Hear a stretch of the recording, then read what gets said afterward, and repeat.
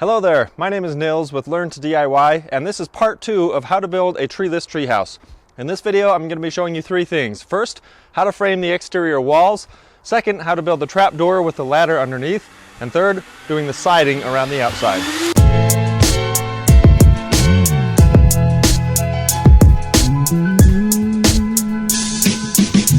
Now, if you haven't seen the first video in the series, be sure to check that out. There is a link that you can click or tap in the top right corner. Basically, we showed how to dig the holes and set the footings for the posts that make up the foundation of this clubhouse. We built the deck, and then at that point, we were ready to build the actual walls of the clubhouse itself. So here's what we're going to do in this video. We're going to start by showing you how to build the walls that make up the exterior of the clubhouse. And then once we have the walls up, we'll go through some siding using some cedar planks. And once those cedar planks are in place, we'll show you how to build the ladder that leads to the trap door and how we cut the trap door out. So let's start by taking a look at the framing. Now, I do have a set of 3 videos on framing walls, windows, and closets, so you can check that out with the link up here. But the basic gist of this is that we're going to mark our centers on our top plate and our bottom plate, 16 inches on center in this case.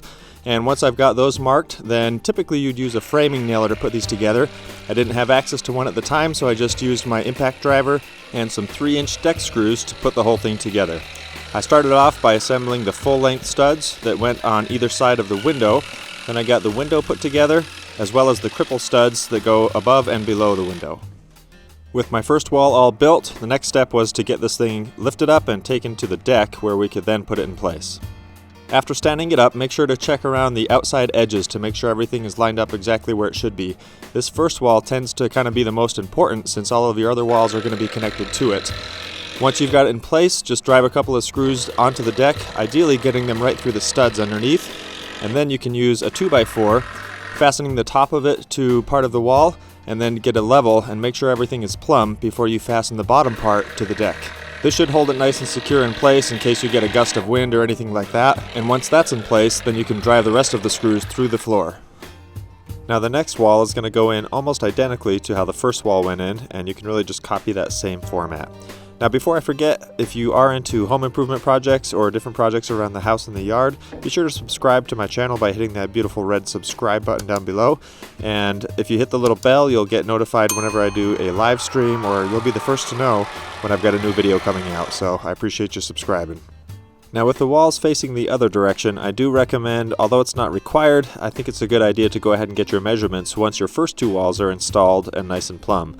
This way you're sure that you're getting it just right and it's going to fit in there and you're not going to have fitting issues once you've got the walls built and you're ready to install them.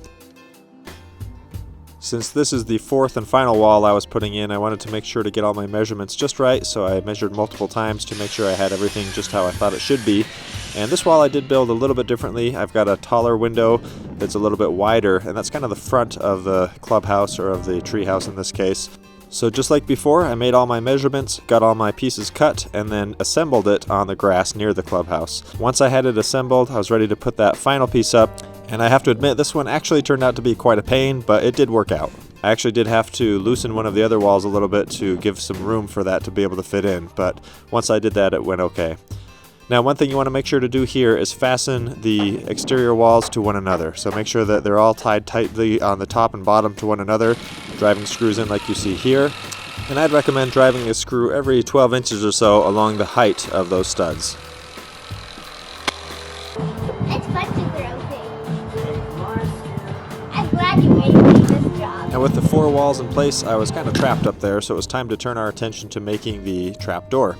So what I did is I cut out a width that was about 30 inches and made it about 6 inches away from that top wall that you see in the picture here. And then I made it 24 inches tall. The reason I did that is because that left joint falls right over a stud, and that way the right joint also fell right over a stud. I used a circular saw with a depth cut to the same thickness as the plywood to cut it out, and then I ended up with a hole just like this. So the next step was to build the ladder so that I could get up and down into the clubhouse. And to simplify this process, I just took some pressure-treated 2x6s, brought them over to the cutout opening that I had made, and then just marked where the lines would be level so that they would actually sit properly right up against that opening. From there, I marked the little notches that you see here that I'd cut out with a reciprocating saw, just to make sure that those leaned right up against one of the existing studs on the floorboards, and then tap those into place. I made sure to use 3 deck screws to fasten those in so they weren't going to go anywhere, and then I was ready to build the rungs of the ladder. For the rungs or the steps of the ladder, I just made equal marks along the length of the ladders on both sides so that I knew exactly where each rung was going to go. Cut some 2x6s to that width, and then drove 3 screws into each of the 2x6s all the way up. We've actually had this clubhouse for several months now, and it's actually been really solid. We've had plenty of adults and kids alike moving up and down those ladders with no issue at all. So at this point we had a lip for the doors to sit on 2 of the sides of the cutout, but I wanted to make sure we had at least 3 of the sides covered. So I added these 2x4s that you can see on the top left of the screen here, and that made a nice little platform for these doors to sit on. For the next step, I took some door hinges, and I just used interior door hinges since this area would be covered by the walls and the roof that I was going to build, and I traced them in place. Used a little finish trim router to route out about 1/8 of an inch so that they could actually sit flushly with the floor, and then installed them with the supplied 3/4 inch screws. One thing I did later was I added some 2x4s to the bottom of the doors like you see here, and what that does is it takes a lot of the pressure off of the plywood and puts it onto the 2x4s, which are much sturdier and much stronger, and that makes it so that even a couple 100-pound guy like myself can stand on those with no problem at all. Now with the door and the ladder in place, the next part to move on to is the siding. Now the siding, we decided to do some cedar fence pickets, which come in a 5.5 inch width, and I think they're somewhere around 6 feet long. They also have these little dog ears on the top of them, so you need to cut those off. Now there are a few things to consider when doing this siding. The first is that you always want to stagger your joints. To do this, you typically want to come up with some sort of a pattern. I found that I could actually go about 3 or 4 rows high and then just repeat that same pattern, and that way I got my measurements the same every time, and I could really kind of manufacture those pieces out a lot quicker and get the siding done pretty fast. Another thing to consider is the look that you're going for. In our case, we saw some in different posts and articles that we really liked where there was actually a little bit of a gap between each of the boards, and we thought that was kind of a cool look to go for. It also provides a little bit of a breeze to come through there. Like you see, there's a little gap there, and we were okay with that. One thing that's really important is that when you buy these cedar posts, they're actually going to be pretty wet from the store, so you can leave them out and let them dry if you want them to be at their final size, or you can put them on wet, realizing that they're going to shrink a little bit, and that will increase the gap size between each of those planks. Another option you have here is to actually overlap them, where you put the bottom layer down first and then set the next row to where it sits on top of the bottom row by just a little bit and creates that traditional siding look. That's not the option we went for, but there are many ways to skin this cat, so do whatever works best for you. Now I actually ended up using a skill saw and a jigsaw to cut out the excess pickets that were left along the inside of the windows and on the outside of the corners of the clubhouse, and that made it really easy to kind of clean things up and make sure there was nice straight edges all along. That was pretty essential as I was going to put some trim around both the windows and the corners, and having those pieces stick out in the wrong places would definitely make it difficult to get a nice finished look at the end.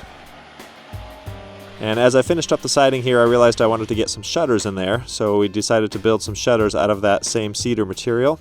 And to do that, we just got our measurements, making sure to get them the full width of the windows, and then we laid them all out in rows just so it would line up and match pretty well with the rest of the siding.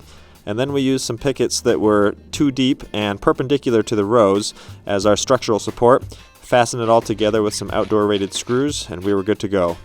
We used some exterior hinges to put these on, but did so after we had the trim in place so that they opened and closed smoothly.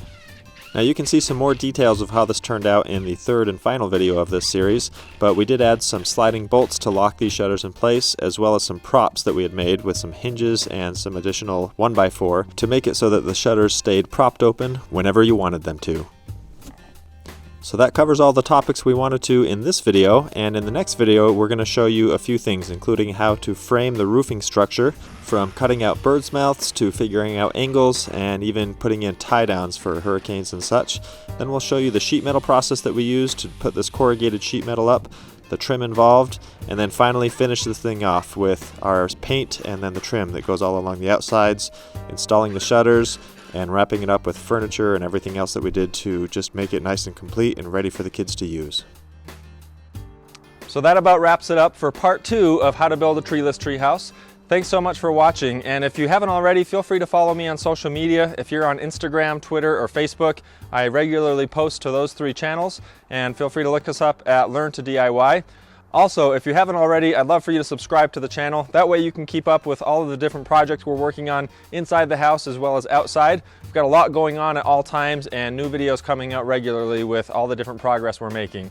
And lastly, be sure to check out all the different videos that we have on the channel. We've got lots of different projects already out there, and we'd love for you to take a look and see if there's something that works well for you or that might help you in a project that you've got coming up. Thanks so much for watching, and we'll see you on the next video.